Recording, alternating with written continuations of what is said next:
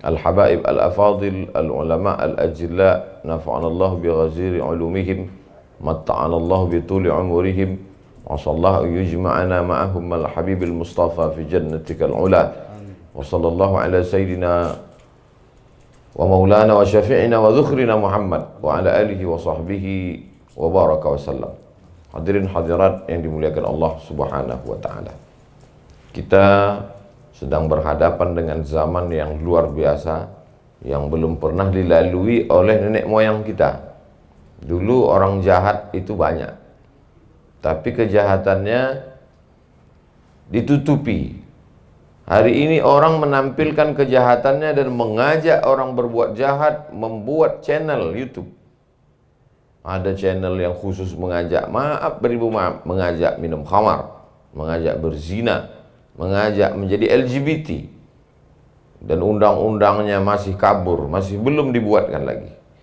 Bapak-bapak kita dari aparat pun bingung mau menjerat pakai pasal apa, karena belum ada perangkatnya. Begitu cepatnya perjalanan dunia ini. Maka ibarat menghadapi masyarakat ini seperti menghadapi orang sakit. Dari ujung rambut sampai ujung kakinya sakit. Apa obat yang kita tawarkan? Tidak mempan dengan tabligh akbar. Kita pun tak bisa tabligh akbar karena COVID ini. Maka kembalikan lagi umat ini kepada Al-Quran. Fa in tanaza'tum fi syai'in, kalau kamu bersilang pendapat, berselisih paham tentang sesuatu, farudduhu ilallah, balikkan kepada Allah, balikkan kepada Al-Quran. Begitu dulu para habaib datang ke negeri ini, mereka kembalikan umat ini lagi kepada Al-Quran. Maka dulu mereka membuat program maghrib mengaji. Dari maghrib ke isya, anak-anak berlari di tepi sungai ke surau, berlari-lari memakai obor dari bambu buluh, datang lagi ke surau-surau, menghidupkan lagi masjid. Maka kita sekarang sesuai dengan keadaan zaman, kalau kebetulan dekat rumah kita ada masjid, kita hidupkan lagi. Kita cari lagi alumni-alumni pondok pesantren tahfiz Quran. Kita bangkitkan lagi, di awal dengan menghafal juz amma, dari mulai An-Nas, Al-Falaq, Al-Ikhlas sampai ke Amma Yatasa'alun. Untuk anak-anak kita supaya mereka ada ingatan dalam kepala mereka, senyasar-nyasarnya, sesesat-sesatnya mereka hidup, tahu mereka jalan balik di masa akan datang. Alhamdulillah, ada di antara hamba Allah yang dibukakan Allah pintu hidayah, dibukakan Allah Subhanahu wa taala hatinya, dan hari ini kita berada di tempat, mudah-mudahan tempat ini berkahi Allah Subhanahu wa taala. Dibukakan Allah taala pintu rezeki yang berlimpah kepada saudara kita, istiqomah iman dan Islam, dijauhkan dari segala malapetaka, bencana, musibah, penyakit, dijadikan kita semua bersaudara karena Allah, sehingga kita termasuk dalam golongan sab'atun yuzilluhumullah, 7 golongan yang mendapatkan naungan Allah yauma la zilla illa zilluh. Hari itu tak ada naungan kecuali naungan Allah. Al-mutahabbuna bijalalih, orang-orang yang berkasih sayang. Kita berkasih sayang bukan karena kepentingan politik, tidak ada kepentingan ekonomi. Kepentingan kita cuma satu, ingin supaya umat ini kembali kepada Al-Quran. Kalau kita sholat di masjid di pinggir jalan dalam keadaan musafir, risau kita mendengarkan bacaan imam yang salah dan keliru, caci maki, sumpah serapah, menyalah-nyalahkan, tak menyelesaikan masalah. Kita mesti ada perjuangan panjang. Anak-anak yang kita didik hari ini, maka itu sesungguhnya adalah mencetak imam-imam masa depan. Dari maghrib ke isya, jangan lagi ada orang tua main handphone, jangan lagi ada laptop yang hidup. Kita matikan, hanya 45 menit, tak banyak, tak lama. Tapi insya Allah kalau itu dilaksanakan setiap malam, dari mulai malam Ahad, malam Senin, malam Selasa, malam Rabu, malam Kamis, malam Jumat, semuanya stop. Balik lagi seperti dulu, wirid Yasin. Balik lagi membaca surat Al-Kahfi, membaca tahtim tahlil, bermunajat kepada Allah di malam Sayyidul Ayyam. Kita hidupkan lagi tradisi-tradisi di masa lalu, karena tidak ada yang bisa melawan kehebatan zaman ini kecuali dengan kembali kepada Al-Quran. Lalu kemudian kita ajak lagi umat ini kembali menghidupkan sunnah-sunnah Rasulullah SAW. Kita tahu banyak para habaib. Tadi malam kita diajak bersama membaca Maulid Habsyi, Simtud Durar. Maka umat ini kita kembalikan lagi mencintai Rasulullah SAW. Tidak hanya sebatas membaca Al-Quran, Karena kalau hanya sekedar menghafal Quran, Khawarij pun hafal Quran. Melesat Al-Quran itu dari mulutnya sama seperti busur, anak panah yang lepas dari busur. Kita tidak ingin orang menghafal Quran tapi tidak mengerti Al-Quran. Kamathalil himari yahmilu asfara, seperti keledai yang membawa lembaran-lembaran kertas, tak melekat di hatinya. Maka kita tanamkan cinta kepada Rasulullah SAW, sayang kepada para ulama, talabul ilmi. Jadi kita ingin program-programnya penuh. Diawali dari program malam maghrib mengaji, petang-petang ba'da asar ibu-ibu wirid Yasin. Tidak hanya sekedar membaca surat Yasin, mulai litahsin, memperbaiki bacaan. Kemudian bapak-bapaknya pula dididik dari mulai belajar fikih lagi.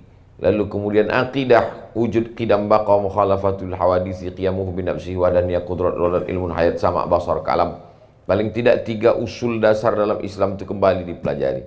Yang pertama aqidah, yang kedua fikih, yang ketiga akhlak.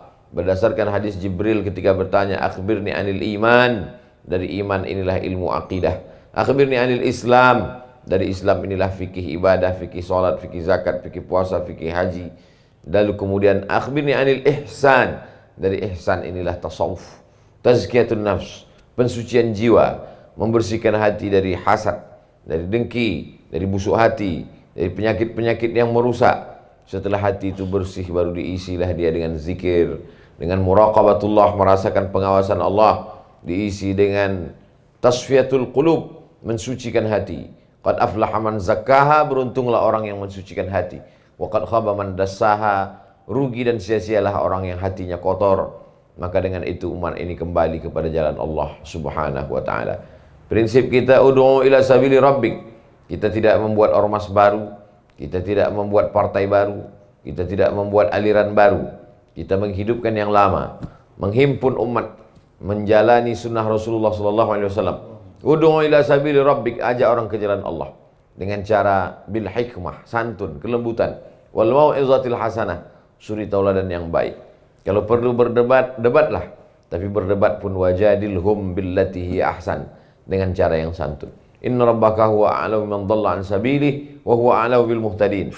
Allah lebih tahu siapa yang sesat, nyasar, jauh dari jalan Allah, dan Allah pula yang lebih tahu siapa yang mendapatkan hidayah.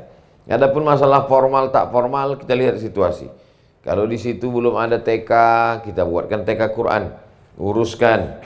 Apakah dia di bawah Diknas TK atau dia di bawah Kementerian Agama, Raudatul Atfal RA, yang jelas Al-Quran. Kalau di situ sudah ada, maka kita tidak merusak yang sudah ada. Kita hanya mengisi yang baik-baik.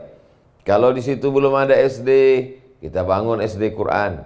Kita bangunkan kurikulumnya. Alhamdulillah jaringan kita, sahabat-sahabat di Kalimantan Selatan, ada kawan kita yang ada metode mudah untuk menghafal Quran, rumah Quran.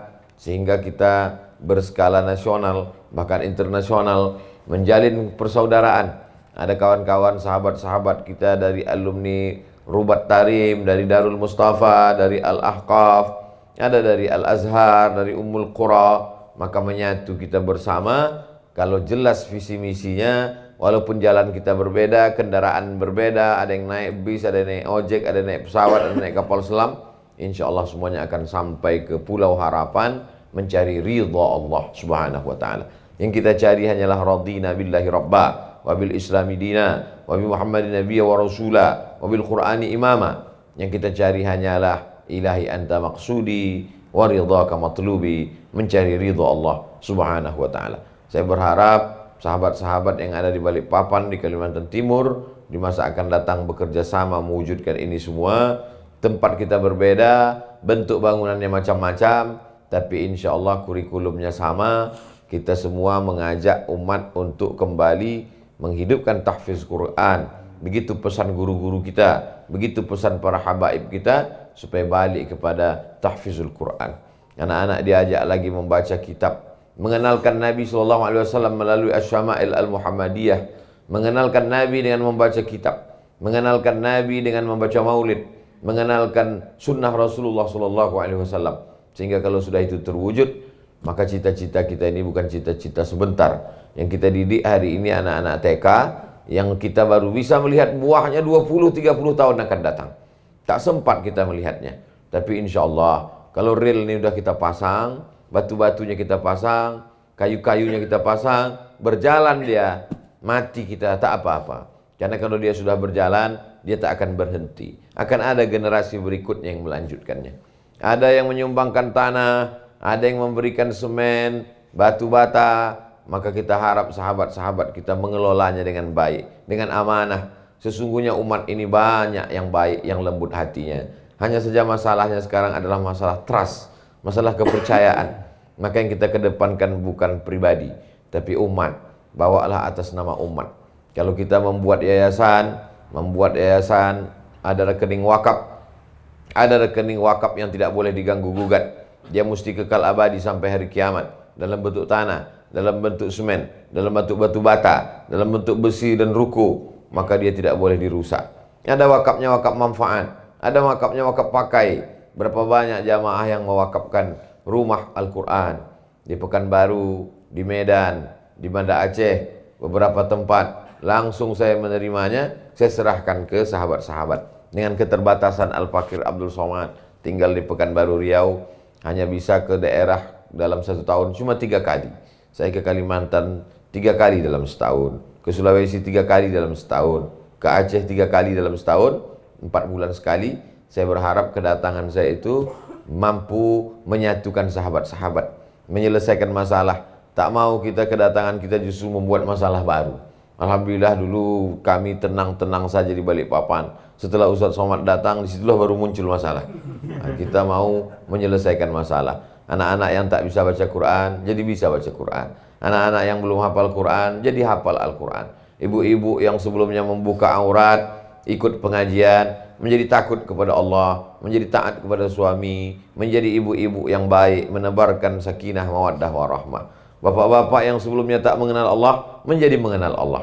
Jamaah sebelumnya yang berkonflik, masalah mazhab, masalah ormas, masalah partai, menjadi bersatu. Mereka memahami itu semua hanyalah warna-warni, dinamis kehidupan.